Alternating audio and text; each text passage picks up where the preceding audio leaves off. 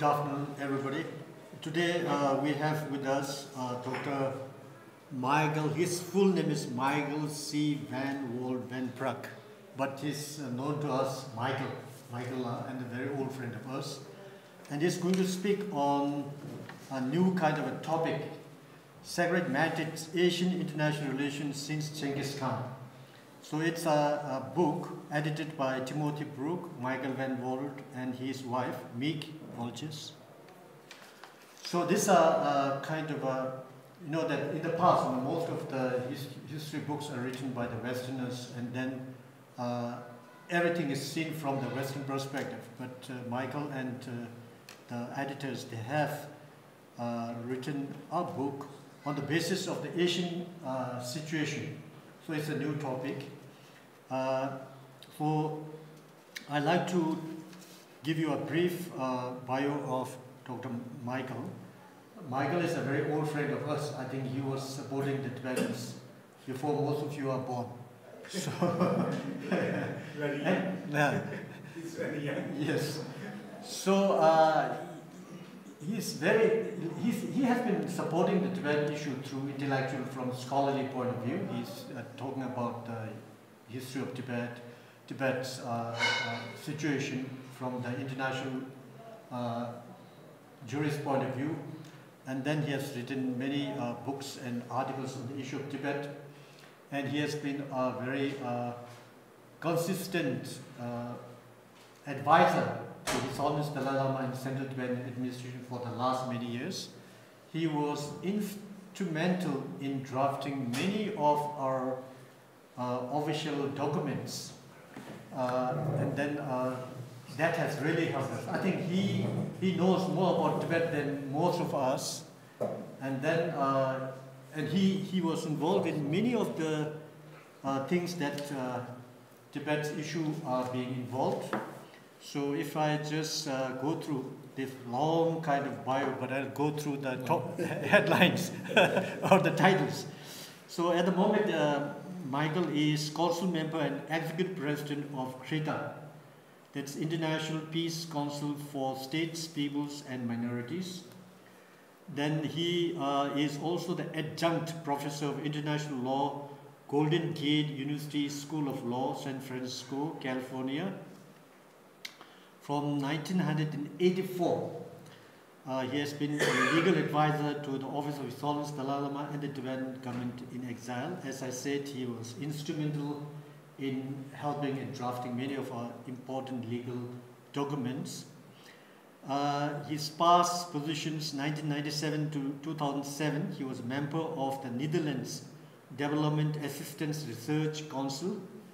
From 2001 to 2, he's senior legal advisor, Ministry of Foreign Affairs and Cooperation, second transitional government of East Timor. We all know that now. Before, like East Timor, we are friends working at the United Nations, but East Timor got independence, and Michael has been helping them legally. Then we have this 1999 visiting scholar, Institute of International Studies, Jawaharlal Nehru University, New Delhi. Then That's enough. enough? That's enough. I think that's you.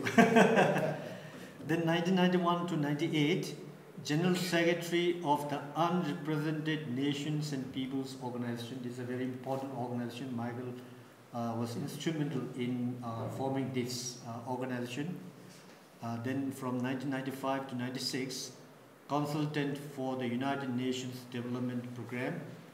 95 to 96, legal advisor to all Bougainville leaders, peace talks. I think they're also fighting for their rights. And then advisor 1995 to 97, advisor to the Chechen government delegation in negotiations between the Chechen Republic and the Russian Federation. 94 to 96, advisor to Abkhazian government delegation in peace talks between Georgia and Abkhazia. 89 to 1990, of Consul Petit and Martin, attorney at law. Then 1990 85 to 89, Associate Wilmer, Cutler and Pickering, attorneys at law. Michael was one of the instrumental person drafting the legal status of Tibet. Michael has written a book called Legal Status of Tibet, big one. I think that has introduced all of us to the legal issue of Tibet. And then when he was there at Wilmer and Cutter, he has brought out another smaller booklet regarding the status of Tibet. From 1983 to 84, adjunct professor of international policy studies, Monterey Institute of International Studies. 83 to 84, research associate, University of California at Berkeley. 82 to 83, visiting scholar, Stanford University Law School, Stanford, California. 82, research fellow, Research Institute for Inner Asian Studies, Indiana University. 81, fellow Institute for Sino-Soviet Studies, George Washington University. 79, summer associate, Dyke House and Weiss, attorney at law, Detroit. 73, 79, and 86, coordinator of His Holiness Dalai Lama's first visit to Europe, United States, and Latin America. So we know that His Holiness first visited United States in 79, so he's instrumental in organizing His Holiness' visit to United States, Europe, and then to Latin America. So at that time, we don't have many friends and all that sort of thing, so he's really helped us in doing that. 76 to 82, Director, Tibetan Affairs Coordination Office and editor of Tibetan Messenger, one of the first magazine on the issue of Tibet. Then 75, board member, Utrecht CD Development Council. 74 to 75, rector, Utrecht Studenta. I hope I pronounced it well. And then 73, council member, Utrecht State University Law Faculty Council. 70 to 72, first lieutenant. He's also in the Royal Netherlands Army when he was young. Then 68 to 70, President Wellington Tibetan Children's Relief Society. Michael was in New Zealand, and he was one of the founder of the Tibetan Children's Relief Society. So when His Holiness visited New Zealand, when I was there as the Australian representative, I think they wanted to remember you, acknowledge you for setting up this. And then now we have a very good Tibet support group there in New Zealand. So Michael is instrumental in so many of these important issues which relates to Tibet. So I'm not going to talk about his degrees. He said he had a law degree, and then he has done a lot of research and all that sort of thing. So before taking much of the time, I would like to request Michael to speak on the sacred mandates. I think it's very important when we talk, when His Holiness always says that Tibet was an independent country in the past, but then Tibetans have their own view on the history of Tibet. The Chinese, they have their own views, but then His Holiness says that issue of Tibet's past should be left to the scholars and historians. So it's important that people like Michael and others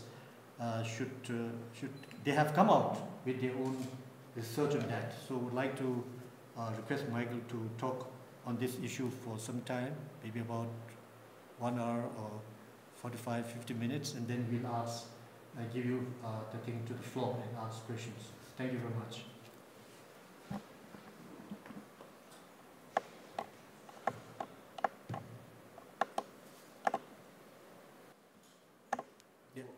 That's on? Yeah. Oh yeah, because all the lights on there and not there. Okay. Well, thank you very much for this unnecessarily long introduction. I'm very happy to be here, and I apologize if some of the things I will say are going to be the same as I said yesterday in the TPI meeting that we had here. I hope I will be able to say some additional things and perhaps present one or two things slightly differently so that it's not too boring for those who attended yesterday. first, I think a preliminary question is really why do we talk about history? Why is it relevant to us? And I will say a little bit more about that later, but just the fundamental thing is that any people is grounded in its history. You understand your identity very often in relation to your history, in relation to the history of your people, in relation to the history of your nation or your country. And so at the same time, the PRC has very actively been trying to take away your history, and with it, part of your identity. And so it's all the more important not only to know the important aspects of your history, but also to develop a true confidence in what you know about your history. And I sense very often that that is not the case. In other words, there are a number of aspects of Tibetan history that many of you, and I say you, just in general, Tibetans that I encounter, feel confident about, and there are others that you feel less confident about. And the ones that you feel less confident about are generally those aspects that deal with the relationship between China and Tibet, because we, all of us, internationally, are bombarded with information, with propaganda, with alternative histories from the PRC that make us uncertain, that make us wonder whether what we thought was true is actually true, whether the truth is somewhere in the middle, whether we have had the wrong interpretation, etc. And so it is unsettling, and some people then prefer to stay away from history because it is unsettling, because you do not feel confident. And so re-establishing a level of confidence for those that don't feel that confidence, and especially, I think, in terms of educationalists who work with schools and school children and so on, is extremely important, but also at later ages. So the title is very broad of this book, Asian International Relations since Genghis Khan. It also sounds very pretentious.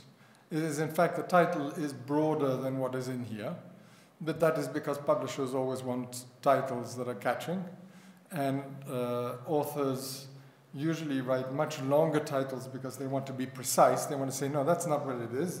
It's this that is in the book, but then the publisher do what they do.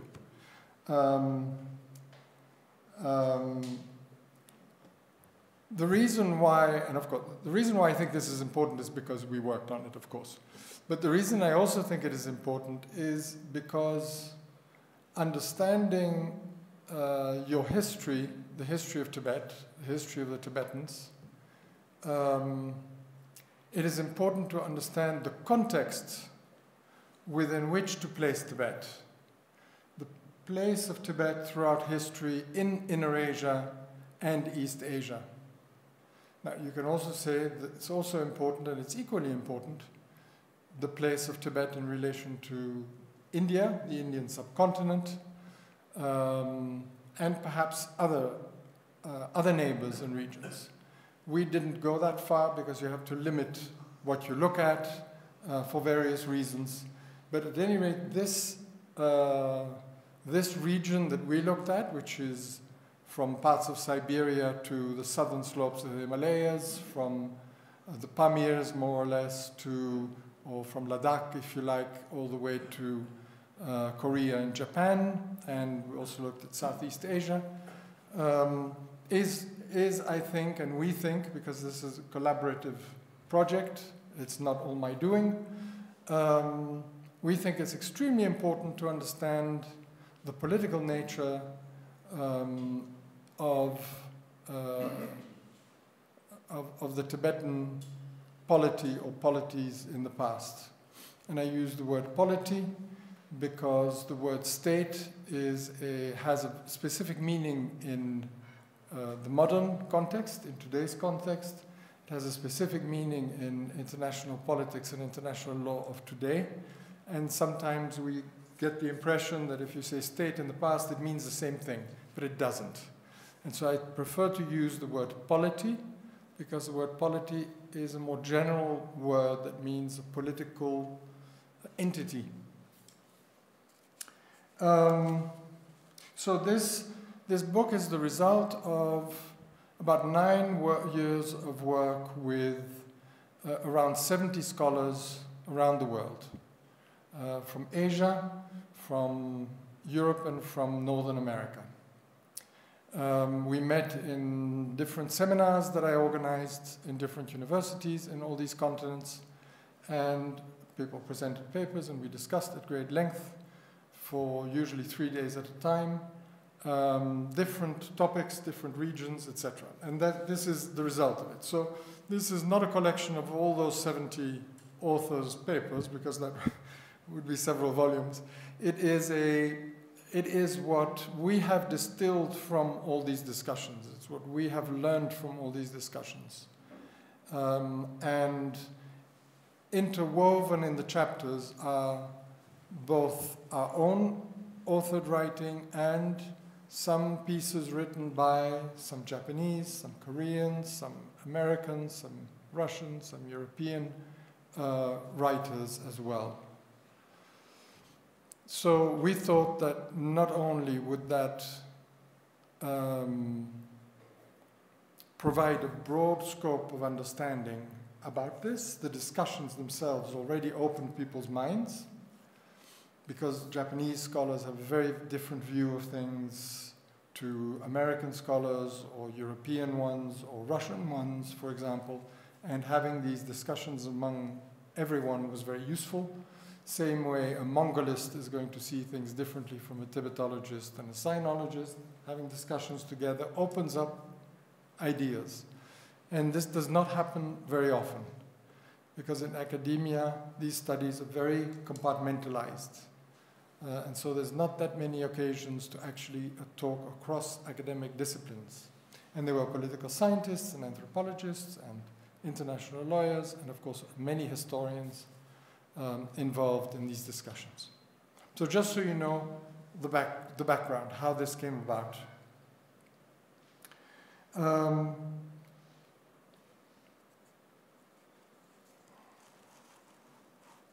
So I'll just present some of the main findings from this, and then what the implications are, since we're here talking about the importance for Tibet, the implications for Tibet of this, and how we place Tibet in this.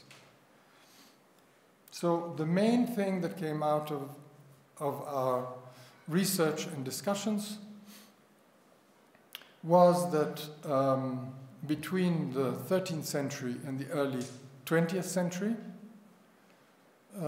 that there existed in Inner and East Asia 3 distinct civilizational worlds, each with their center of authority, and each with their own functioning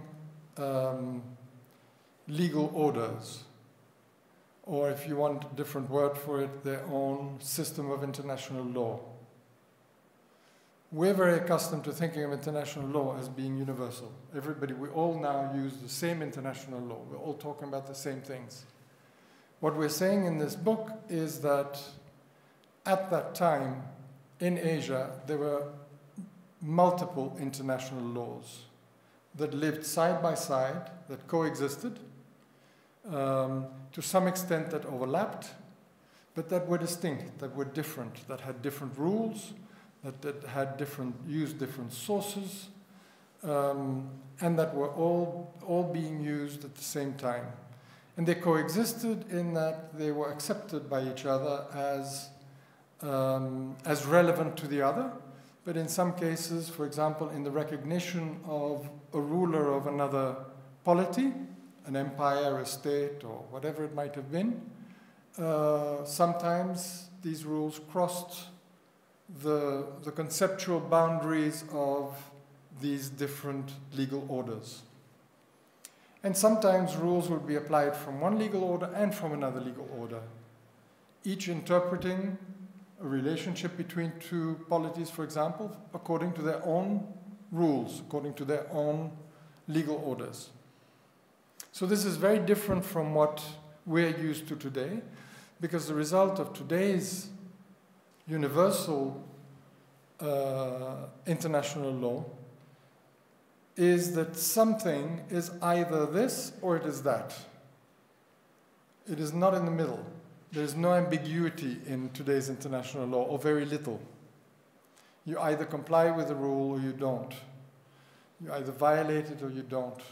But if you have multiple, according to one legal order, you might be doing one thing. According to the other legal order, you have a different interpretation of it. And so it sometimes is difficult for us to wrap our minds around a world in which there are these different legal orders at the same time. So these three legal orders were, in this part of the world, were the Sinic legal order, about which we know the most, which is the Sinic or Chinese or Confucian-based legal order, which was a very hierarchical legal order. We've all heard about the tributary system, which is not a Chinese invention, but a Harvard professors coined that term to try to explain the system that worked in all of East Asia under the Ming and under the Ching. So it was a very hierarchical system that applied to the areas that we kind of nowadays call China proper, to Korea, to Southeast Asia, Vietnam, many Southeast Asian countries, to Japan at times, but somewhat differently. And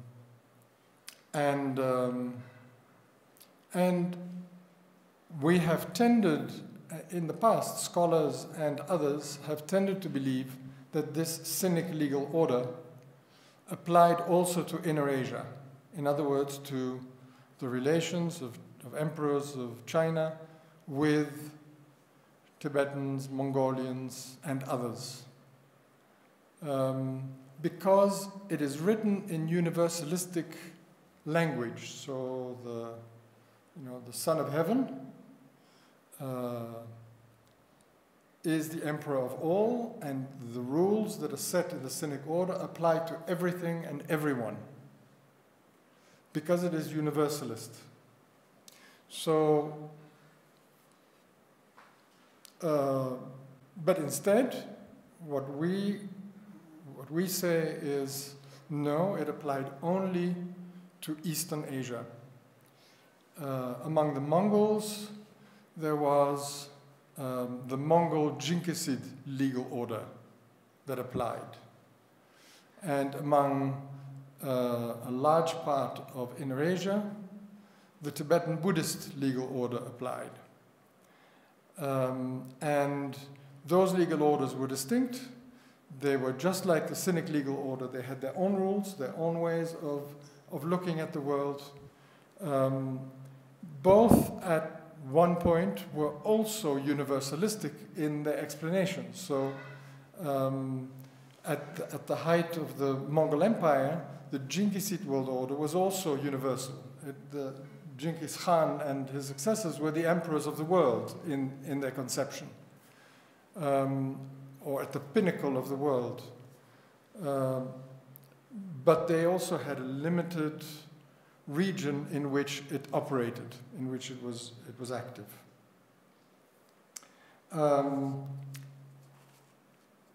The Genghis, just very simply stated, the Genghis legal order, the Genghis Empire Genghis Khan's empire, was essentially a family empire.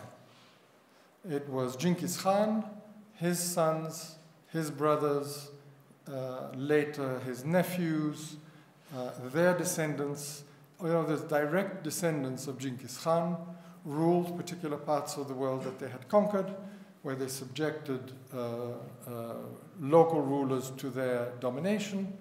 And the benefits of owning certain fiefdoms would go back to the family. And there were set rules about how this went, how conquest went, how succession would go, set rules about the legitimacy of the ruler, and set rules about relations with others.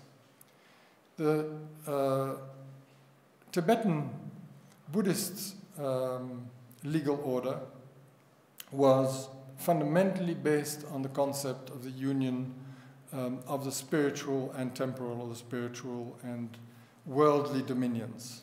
This was the basis of the thinking, of the ideology, and everything else was based on that, both in terms of sources of legitimacy, but also, very importantly, in terms of the way in which relations with other rulers, whether within the Tibetan Buddhist world or outside of the Tibetan Buddhist world, in the Mongol world, for example, or in the Sinic world, were organized and were constructed and were interpreted. And that is, of course, I don't need to explain to you, this is the very well-known Choyun principle under which these relations were built and interpreted. Now, what this means is that when we try to analyze what the status is of a particular polity, of a particular country, in any of these areas in Inner and East Asia, we need to look at the legal order that was applicable to that particular political entity, not another legal order. So we should not apply modern international law to find out what the status of Gushri Khan's rule in, for example, in Kukunor was at a particular time. Nor should we apply it to determine what the status of Tibet was at any particular time.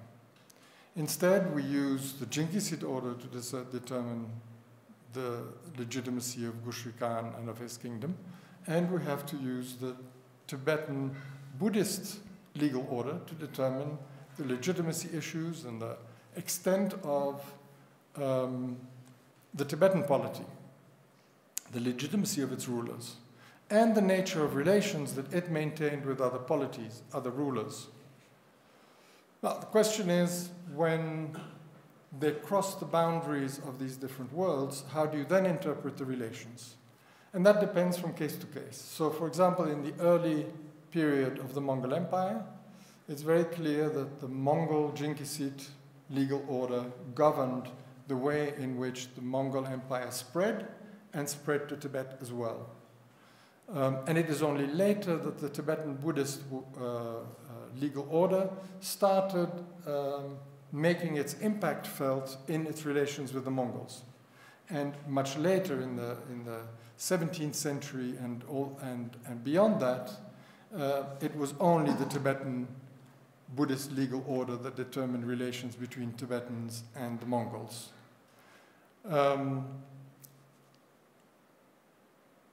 Between the Ming and Tibetans, both the Sinic legal order applied to some extent, and the Tibetan Buddhist legal order. But in the time of the Ming, there weren't many politically significant relations between the two, and so that's the least important period of time in order to determine the status of Tibet. The more difficult one is during the Manchu Ching Empire, and there the situation was quite unique and very interesting. And it's the one, I think, where many of us have felt the least confident in the past about what it meant for the status of Tibet. Actually, it is simpler than we thought. The Manchu Empire, just as like the Mongol Empire, was very clearly an inner Asian political project, or an inner Asian empire. It was not a Chinese empire by any definition. It was an inner Asian empire. And it applied all three legal orders simultaneously for its relations with those different parts of Inner and East Asia. So, towards the Mongols, the Manchu ruler was the great Khan of the Mongols. He had inherited, if you like, the mandate of the great Khan. The statue of Mahakala was transferred to him as part of the symbol of that. And so the Mongols related to him as a great Khan. They did not relate to him as the Huangdi, the Chinese emperor. They did not relate to him as the Tianzi, the son of heaven. They related to him as the great Khan. And he related to them in that same way. And so their relations were based on alliances, both military alliances and family alliances. And this is the way the Mongols had their relations. And they essentially created the Manchu Ching Empire jointly. Without the Mongols, I don't know that the Manchu Ching Empire would have actually existed the way it did. So they joined in those military alliances and family alliances. The Mongols helped the Manchu ruling house to conquer and to rule. They were part of the ruling military group called the Eight Banners, which was the very top layer of the empire. Towards the Chinese and towards all of East Asia, in other words, towards all of the Sinic world, the Manchus took on the hat, the appearance of the Huangdi, of the emperor, of the son of heaven, took on a Chinese dynastic name, Ching, and used the existing administrative system that the Ming had used to rule what they had occupied, their Chinese subjects. And they also used that system, the Sinic legal order, to dominate Koreans, Vietnamese, and to play the role of the hegemon of Eastern Asia. In their relations with Tibetans, they used the Tibetan Buddhist legal order. And so they crafted their relations with Tibetans on the basis of the Choyun relationship. Which is an entirely different kind of relationship. It is a consensual relationship for mutual benefit. It is consensual, meaning it starts when both parties want it. It ends when either party wants to end it. That's fundamental difference with the relationship that the Manchu emperors had with the Chinese subjects, because they conquered the Chinese subjects, turned them into subjects, and occupied the area. They had a garrison in each city that comprised of people from these 8 banners, the top layer of their military structure, to ensure that they could maintain control over the Chinese population. So, if one is to describe it as a Chinese empire, it can only be described as a Chinese empire in relation to the Sinic world. it can't be described as a Chinese empire in relation to the Mongols or to the Tibetans.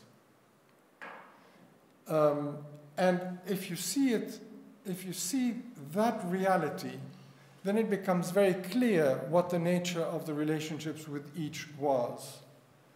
And then you can't apply, as not just the Chinese have done, but as many sinologists and many other scholars and political scientists have done, you can't apply the rules of the Sinic order to understand the relationship between the Manchu court and the Tibetans.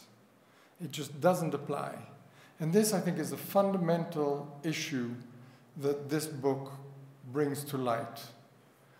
And the same applies in relation to the Mongols. So that is one of the main consequences of this study in relation to Tibet. There are consequences in relation to other parts that have their own importance.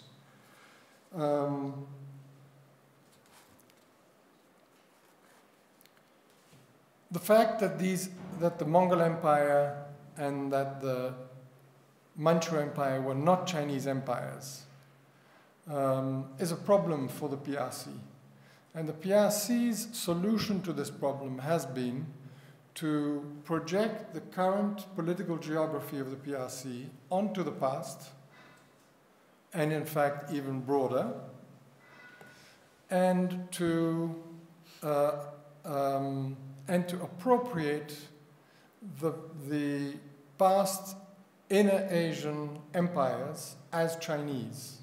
So they've made the Mongol Empire as Chinese and the Manchu Empire as Chinese. They've also made the earlier Jin Empire, which was also Jurchen Empire, as Chinese.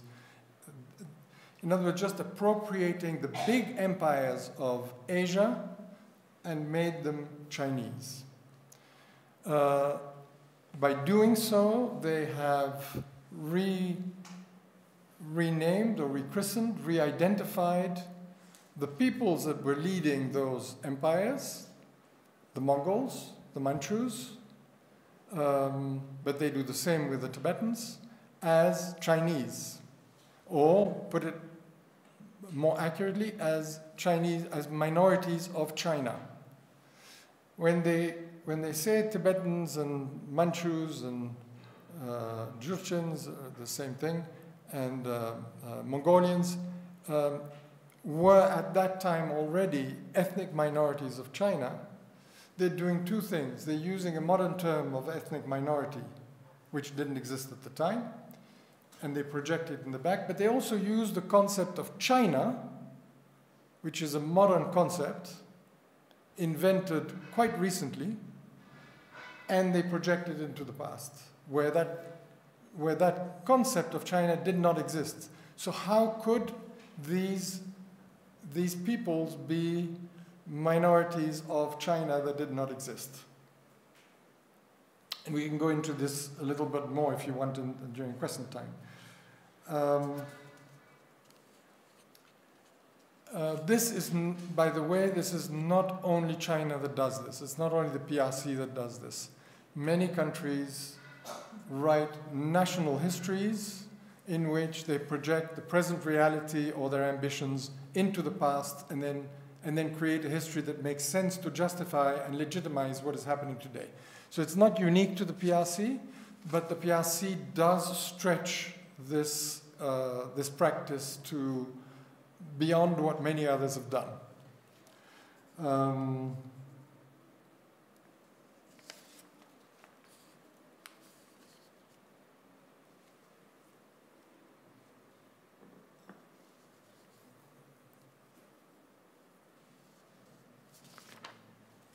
Let's just see if I've missed something on here.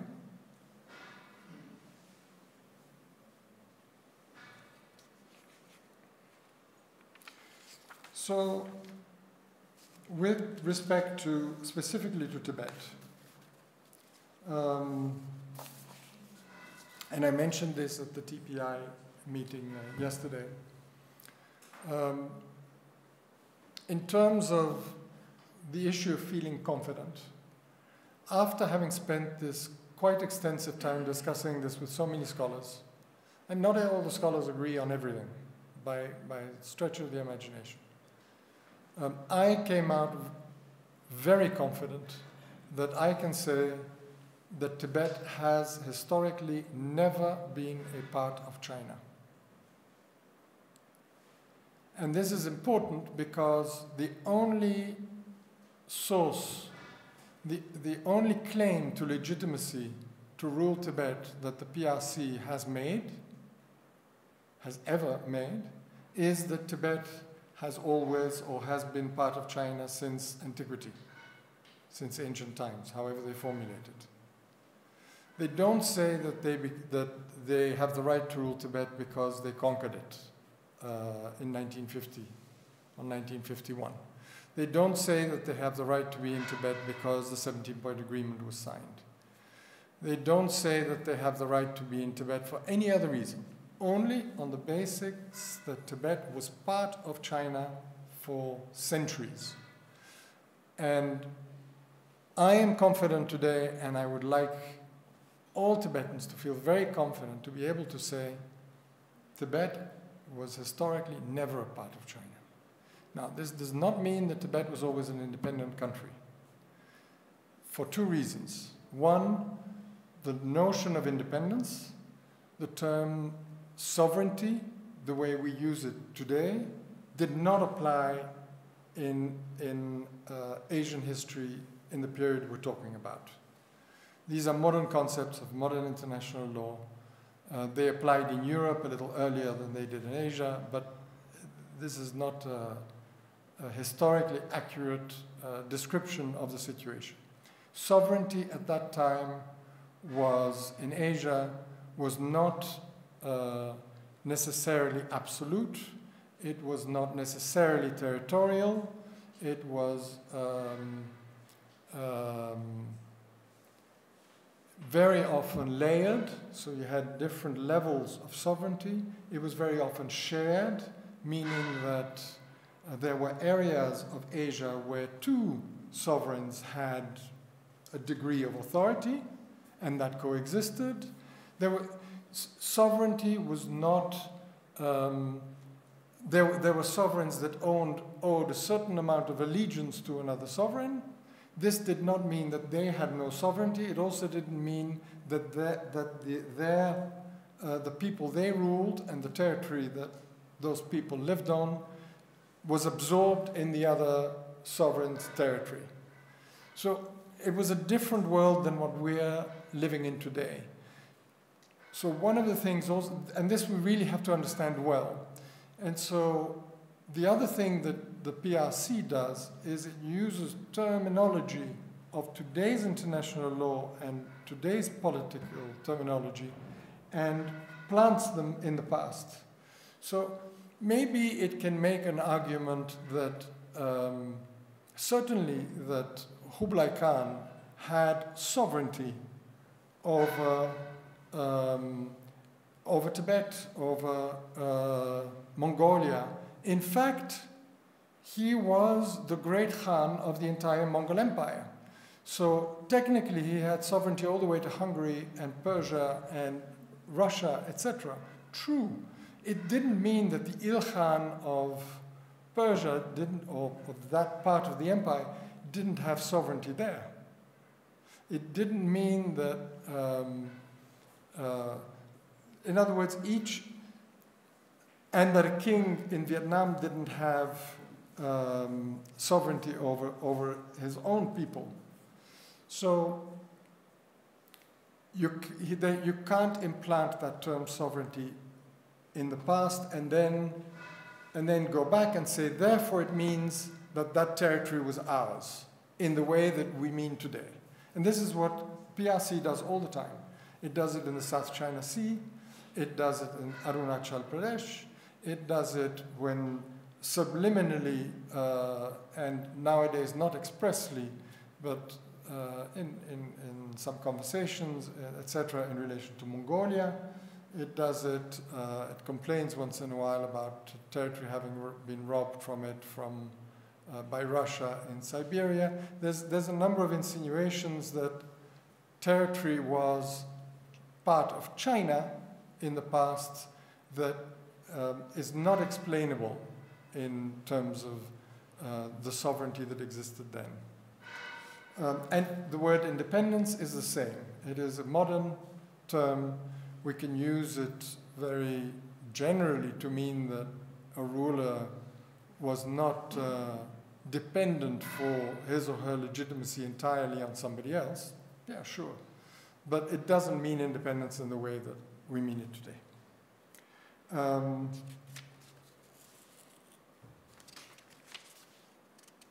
But that Tibet was not a part of China is clear.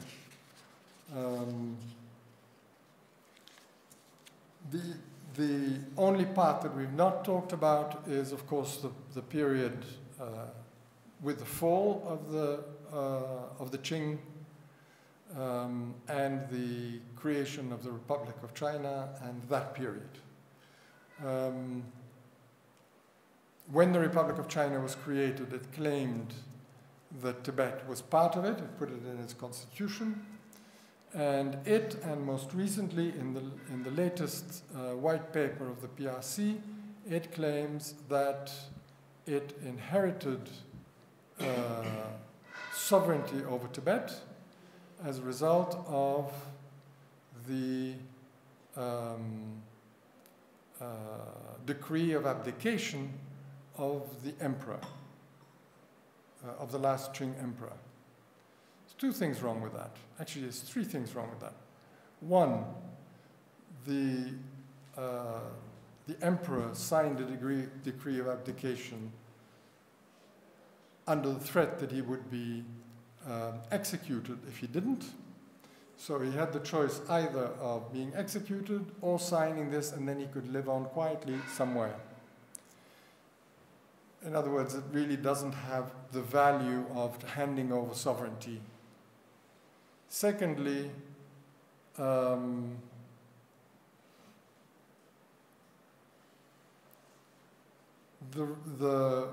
Republic of China was formed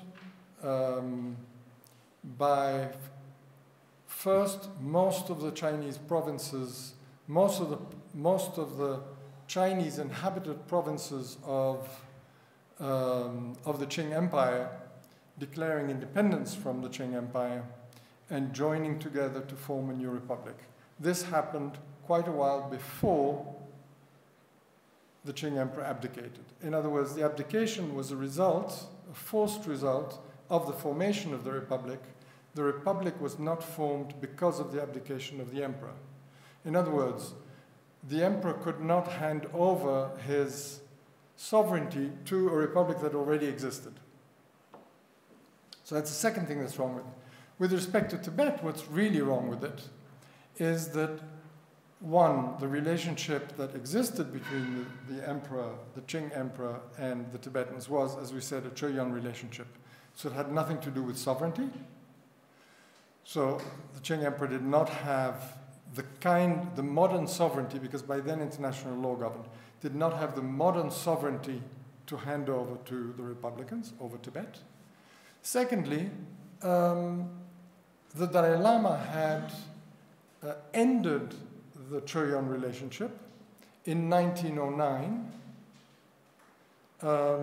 because of the attacks on Tibet by the Qing military that were taking place at the time, when he returned from his visit from Beijing. And as I said before, in a consensual relationship, either party can end it. The Dalai Lama ended it because he said the other side had violated it. So there was no relationship, so there wasn't any sovereignty, there wasn't even a relationship he could hand over.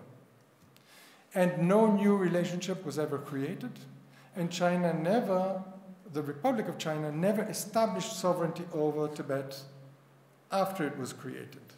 It never managed to have effective control over Tibet, which is a requirement of international law in order to show that you have sovereignty. So on all counts, during the Republican period, Tibet was not part of China either. So that is why I say Tibet was never historically part of China. I think I'm going to stop here. And open it for discussion. Questions, please.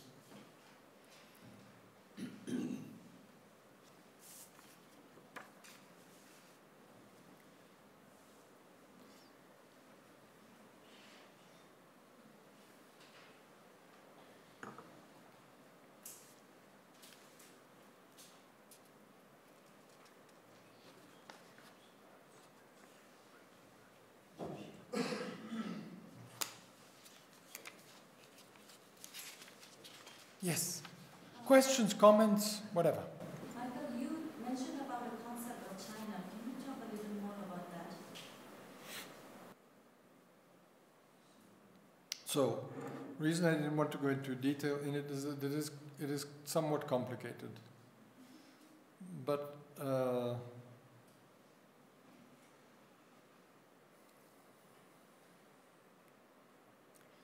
so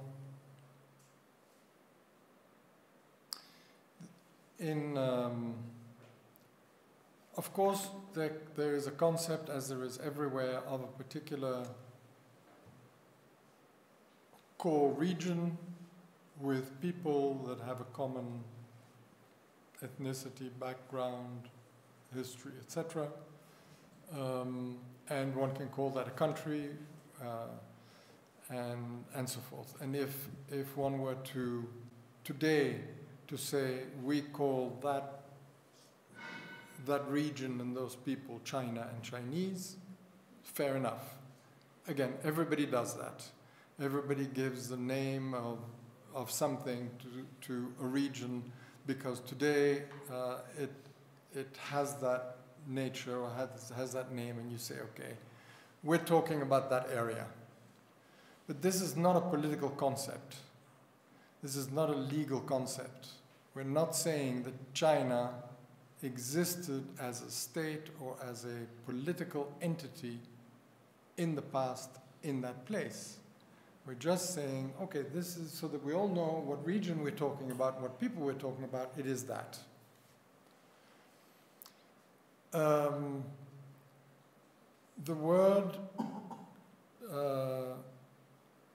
China has been made the translation, if you like, of Zhongguo, meaning the central state or central states. And that is a fairly recent, what do you say, linkage, China and Zhongguo. This is was not in the past. China comes from a different history, from a different background than the term Zhongguo. It's not a translation of it. So that is a complicating factor. Because Zhongguo, that concept, existed in the past and was used in the past.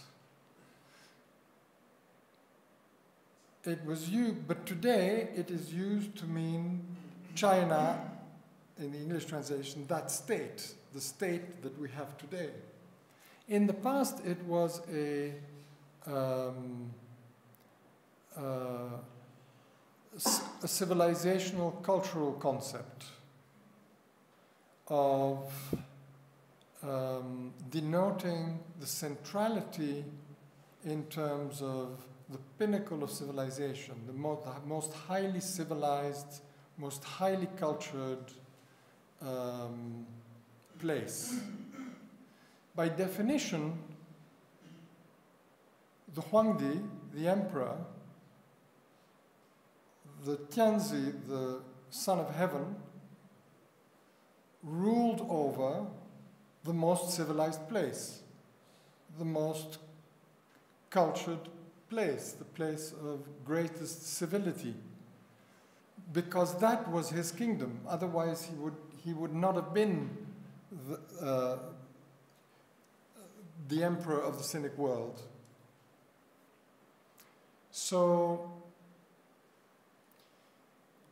technically speaking, those central states, or the central state, or the central kingdom, as it's also been described or translated, didn't necessarily have a very specific physical place. It could move depending on where the kingdom was, the dominion of the Tianzi.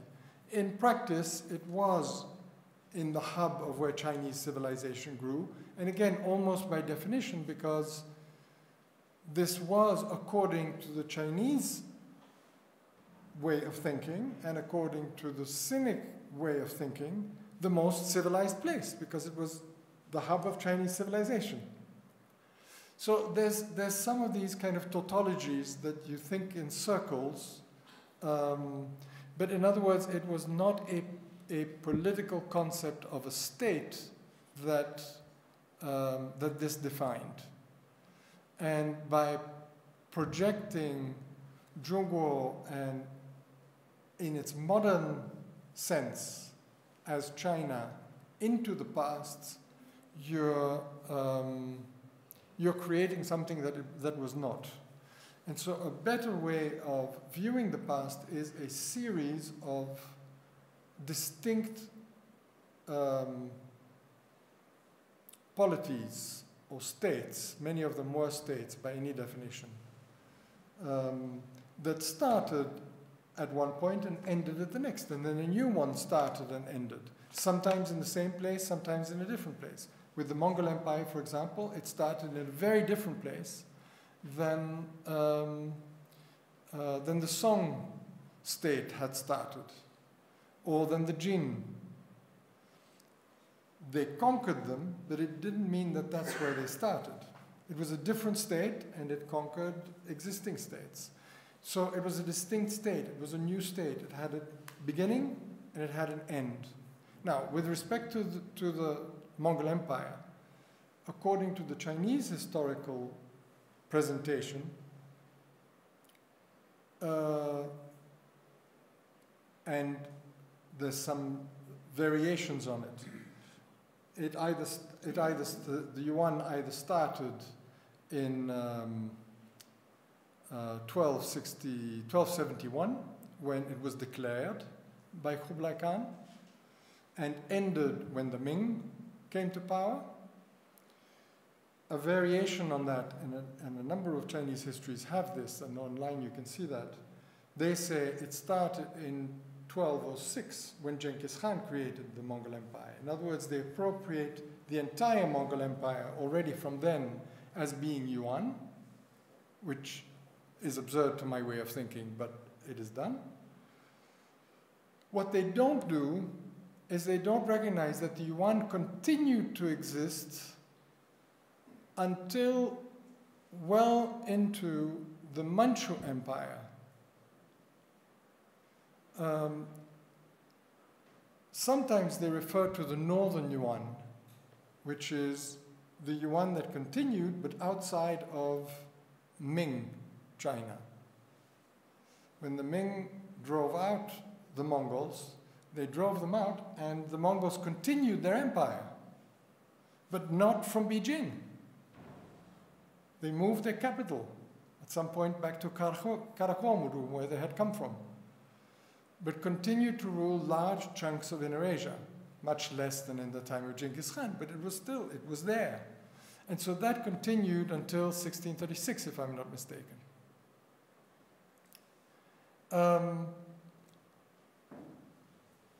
So in the Chinese way of describing history, everything is based on a succession of dynasties, which they all call Chinese. And when a certain dynasty begins, that's the handover of the legitimacy.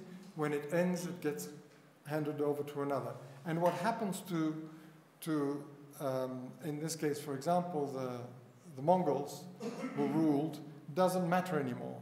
They are now outside of the picture. But that state continued to exist until 1636. another 300 years. Michael, thank you for being here in Damsala. I have a quick question, maybe a much broader question. So regarding international law, so the rule-based system that we have now, so I think it's being marginalized or under attack because countries like China is not being cooperative or openly ignoring it. So countries like, say, for example, Russia invaded Crimea, which is a sovereign nation. It was part of Ukraine, which is a sovereign nation. So, and then, so where do you think international legal systems, the rule-based law system is being headed? Is it under attack, or should be the weight of legitimacy, authority, all that?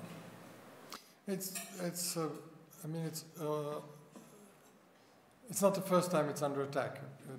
It's been under attack very often, and the difficulty is always that there is no super body that enforces international law the way that there is in a country. There isn't a Supreme Court that decides everything. There is, of course, the International Court of Justice, but it's bound by rules that make it fairly easy for states not to either not to be part of the International Court of Justice or to withdraw when they shouldn't be withdrawing. The US, for example, withdrew. China never recognized its jurisdiction, even though it has a judge in the court. And a number of other countries also have not recognized its jurisdiction. So we don't have a body and a police force that can enforce rules. So it's always subject to threat. And there is always an element of power politics, and whoever's the most powerful gets away with a lot that others don't. And let's not forget the US also does not feel bound to international law the way many of the smaller countries do. And often they have had doctrines under President Bush, for example, W. Bush, to say, we don't think this particular international law applies to us. And that is a problem. And when big powers do that, of course, it's a very bad example, and it is very difficult for them then to tell smaller powers that they should really abide by international law.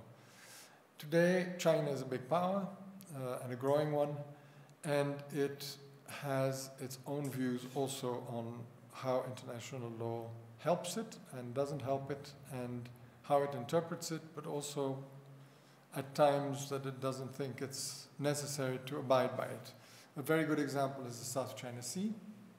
There are very clear rules about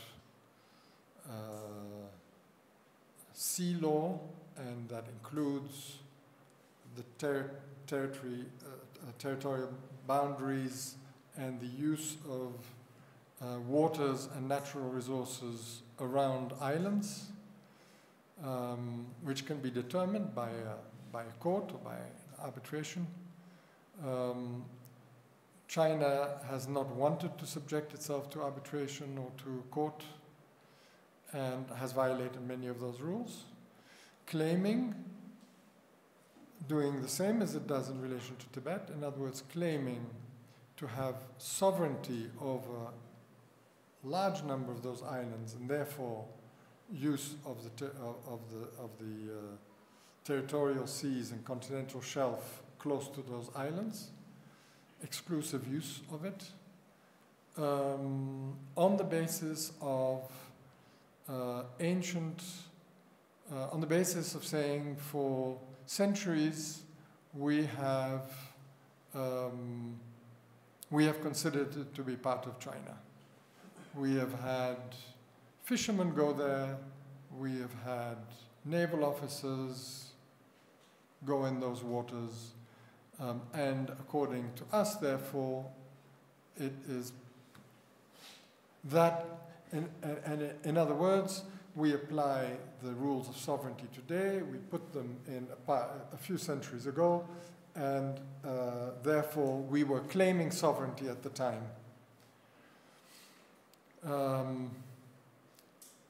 As you know, the Philippines filed a claim against them in the Permanent Court of Arbitration on the basis of a treaty that China had signed with the Philippines and other countries, which required that any differences of any disputes would be referred to the Permanent Court of Arbitration in The Hague.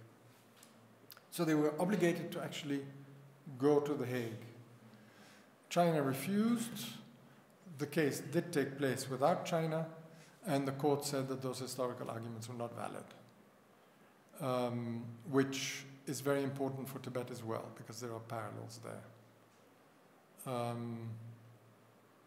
But this is an example of China saying, and then China said, we do not accept the jurisdiction of the Permanent Court of Arbitration. In other words, they're saying, we don't accept the rules of international law. We don't accept the fact that we signed a treaty that said we had to go to the Permanent Court of Arbitration, etc. And that is, you're right, there is a danger to that, because if they do that, the next country that doesn't want to subject themselves to some court will do the same. And it becomes difficult to persuade them to do it. For the US, it was difficult to persuade or to put pressure on China and international pressure on China to do it, because the US withdrew from the International Court of Justice when it was being brought to the court over an issue regarding Nicaragua many years ago. So, yeah, it's a problem. And it is possible that the PRC, feeling very self-confident, there's some signs of it, will want to move the international legal order, the international law principles and the norms that we're used to move them more to its liking. In other words, to change international law, to fit its own agenda. And it's already done that reasonably effectively in relation to human rights in the UN setting. Human rights bodies have been changed. The way they function has been changed. And they may do so in other areas as well. Yeah. Michael, so when you claim that Tibet has never been a part of China, how do you refer to Tibet? Do you refer to Tibet as a free province? Because earlier we had Professor Lau, and he had his own understanding of Tibet, defining Tibet. And by and large, very often I've come across Chinese sympathizers who support Tibet, but when it comes to defining Tibet, they have their own sort of understanding, or some are very comfortable with, many of them are comfortable with understanding Tibet as Tibet Autonomous Region, but then, if you extend beyond that, for them it's Greater Tibet.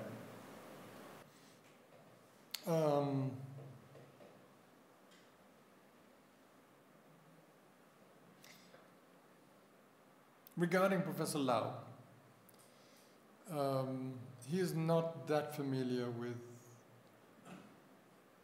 Tibetan issues. He's a good researcher. He's doing a fantastic job of researching Chinese documents on Tibet.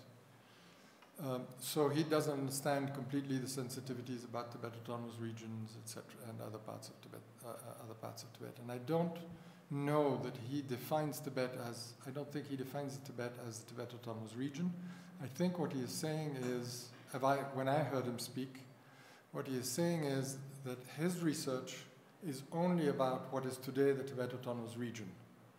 In other words, that part of Tibet. That's what he's researching, what the relations of, and what some scholars call Central Tibet, historically. Uzang, that is what he's researching.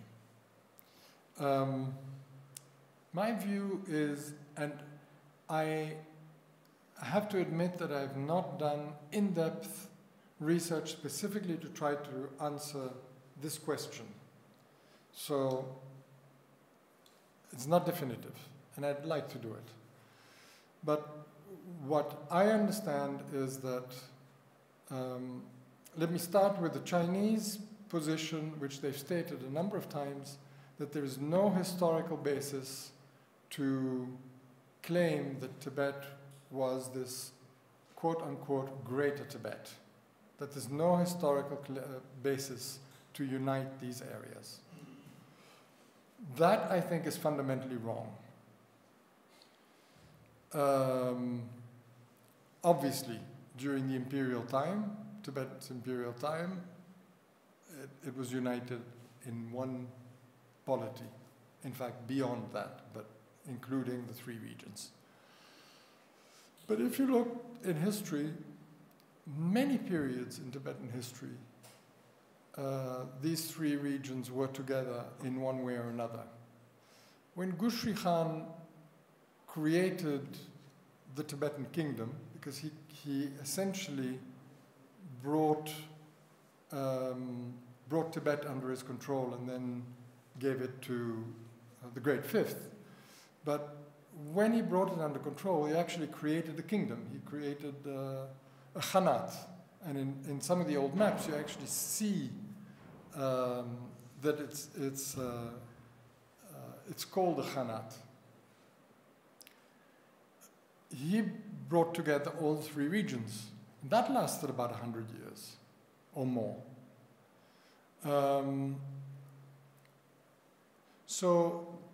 And again, as I say, there's a number of times in history when you can really talk about either about the three regions actually having been united and somehow ruled by somebody together, or when there was a variety of hierarchs and local princes and rulers, and there was not any real clear unity of many parts of Tibet.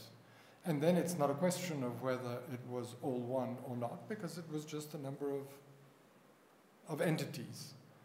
So you take those away, and there's not that many, there's also not such a long period when, for example, Amdo was really separated from central Tibet, or when, even less, when Kham was separated from central Tibet. In the more recent history, there was a period of time, certainly under the Manchus, that Amdo was being ruled much more direct, much more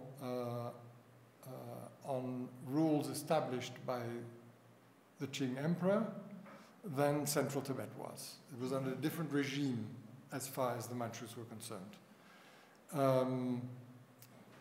With respect to Kham, an eastern part of Kham, in the late 19th century, very early 20th century, there was a great effort to separate that from the rest of Tibet and to join it to Sichuan, to administer it from Sichuan, to call it part of China, and at one point even to create a new province. So all of these are things that happened.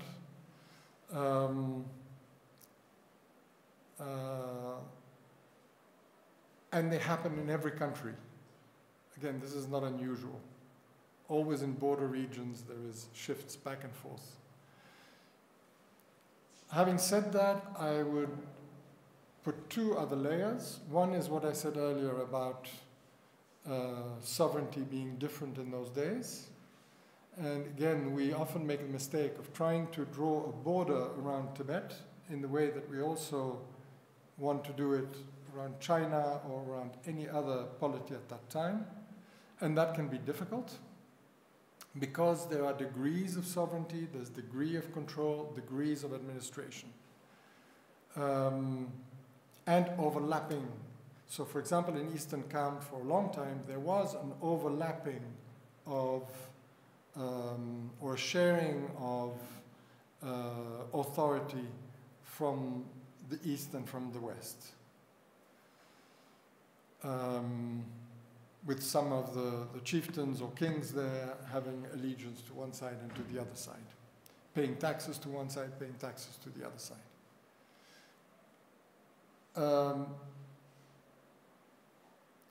Another thing is, what are the criteria of where you belonged in those days? Today it's fairly simple. You can say what the criteria are. In those days, I'm not sure what the criteria are. And if you think about, again, the Tibetan Buddhist order emphasizing the spiritual and worldly, with the worldly serving, ultimately the worldly serving the spiritual. The extent of spiritual authority, or put it more concretely, of the authority of the geluk, or the authority of the monasteries, or the authority of even the central monasteries in Lhasa, or even the authority of the Dalai Lama as the Dalai Lama, all the way into Amdo and Kham, was quite extensive. The collection of what we call taxes, but it was collection from people of leases, of taxes, of corvée duty, etc., of grain, by branches of the monasteries there, all part of this religious system that performed tasks that today we would call governmental, meaning many of the monasteries performed tasks that were banking tasks, lending and borrowing, that performed protection tasks, that performed, for example, maintaining reserves of food in case of disaster. I mean, a number of things that today, education, name it, a number of things that today we would call governmental or quasi-governmental. I'm just saying this because this raises the question, what do we really mean by belonging to or not belonging to? True, during some periods, either a local warlord or somebody else had authority in those areas. But that didn't necessarily reduce the authority of Lhasa in this sense in those areas. And so one can also conceive of a polity as being, again, as overlapping polities, one with one kind of authority, the other with another kind of authority. And in that sense, there was always some type of unity between all these areas. There was always an understanding that they belong together in some sense. So this is a very long explanation, but in other words, I think there are profound historical grounds to consider that these areas belong together and that they are Tibet.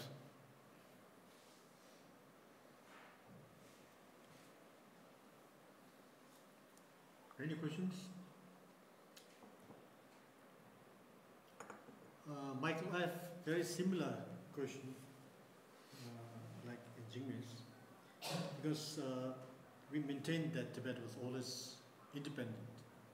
But at the same time, now I think it became a little more clearer when we talk about Buddhist Tibet, Scenic, Genghis. When you talk about all this kind of thing, it becomes clearer. But but from the present Chinese kind of thing, Western historical kind of thing, when we say Tibet was always independent, but at the same time, like Amdo, which was not directly under the Gandhi-Podang for about 300 years. So in that case, how do you kind of explain from the legal point of view, but from the Buddhist perspective, we know that because the central government in Lhasa, they have influence. They have Dalai Lama appoints the abbots in most of the Gelugpa monasteries in Amdo and Kham areas, and then also Kham is a little easier because sometimes we fought wars, sometimes even up to Darzalo, it came under the control of Lhasa, sometimes it went, like there's no any kind of thing, but Amdo is a little complicated because there's no any kind of treaty or no any kind of thing, it's like, it went like that. So it's so far away from Lhasa, and then because of that one, except like influence of Dalai Lama or, as you said, this Buddhist kind of thing, philosophy, but it was not directly under the control of Lhasa. So how that sort of legal point of view, explain that. Well, there was also a time when it was under Mongol Khans. So for a period of time it was considered to be a Mongol territory, more than Tibetan. There were Tibetans living there, but there were also lots of Mongols living there. So yes, from a modern legal point of view, you look at territory, who rules it, etc. But a modern legal point of view, what I'm saying is doesn't really apply until, in this region, until the early 20th century, because the people there did not apply modern international law. China did apply it, the Republic of China, and even the Ching government started applying it in the 19th century vis-à-vis Western powers. And so when they made claims vis-à-vis the Western powers, they used it, including claims to Tibet.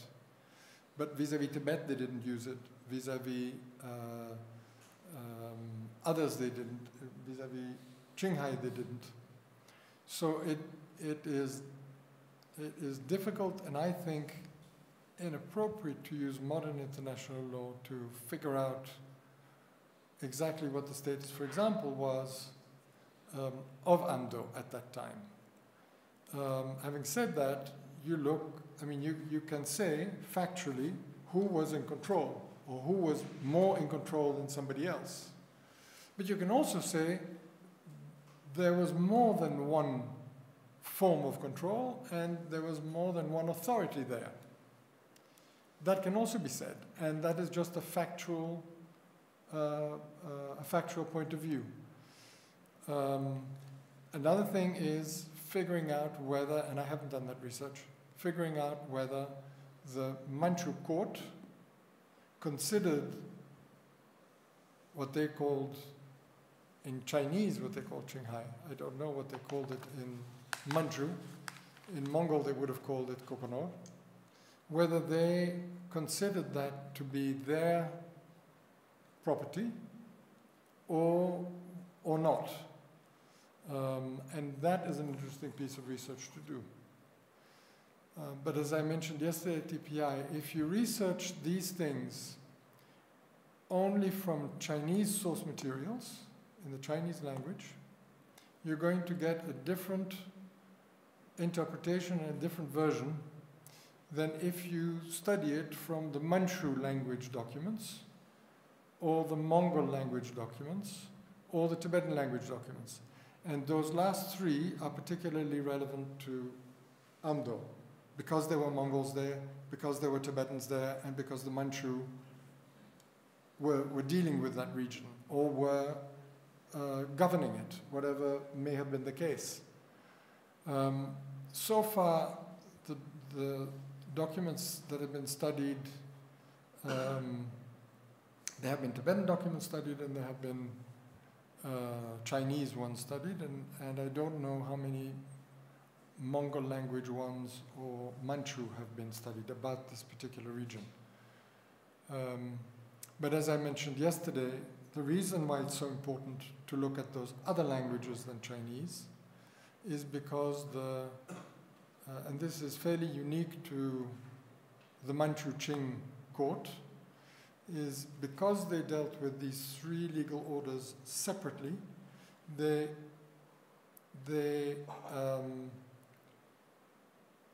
also kept them completely distinct and separate, and they hid the real nature of their relations with Tibetans, Mongols, and others like Russians, hidden from their Chinese court officials and Chinese subjects.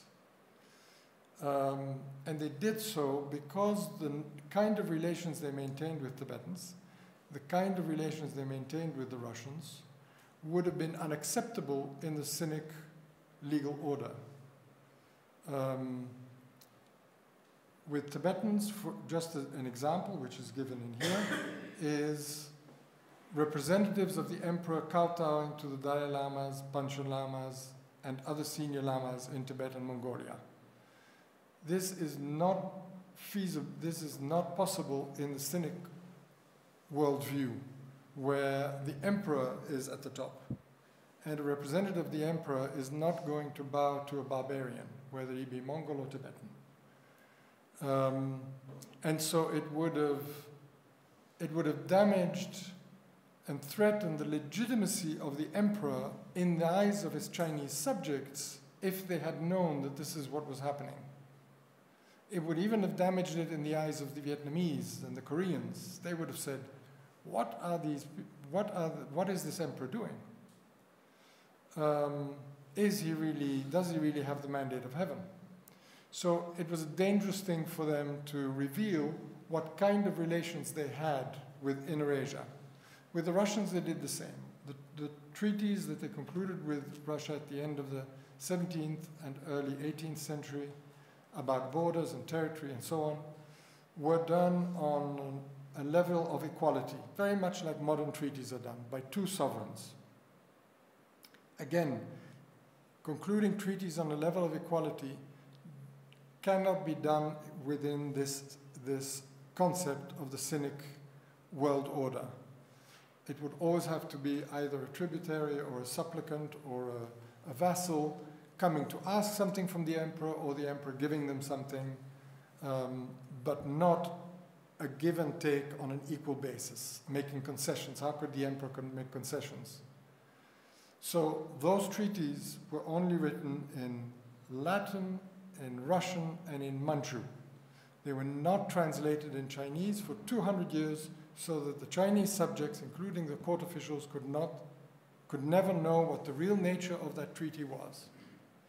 So I'm mentioning the Russian part because many people doubt it when I talk about this Manchu-Tibetan relationship being hidden from Chinese. They think, oh, this is just a fable to try to, why would they do that?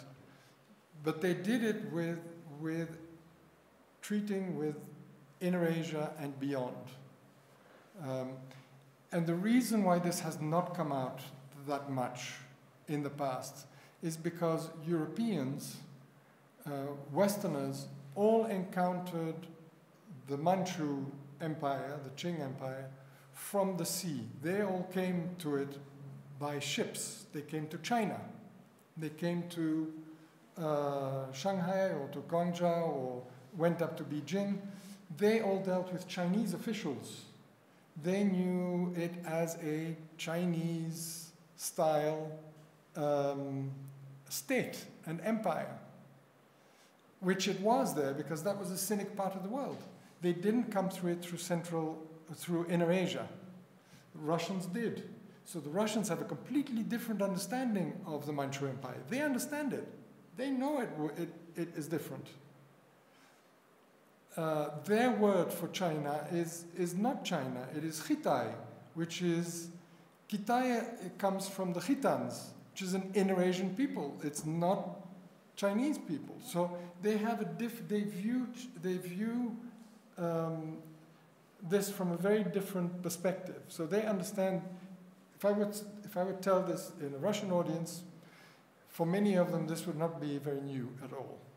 But for a Western audience, it is. And I think for an East Asian audience, it is largely unacceptable, even today. And it will take some time for them to get used to the idea that there were these different legal orders and that they were of equal validity. Because they may say, oh yeah, sure, there might have been a little eagle order, but the Cynic order was on top, and the rest was just, customary things. Sorry. I'll take one question now.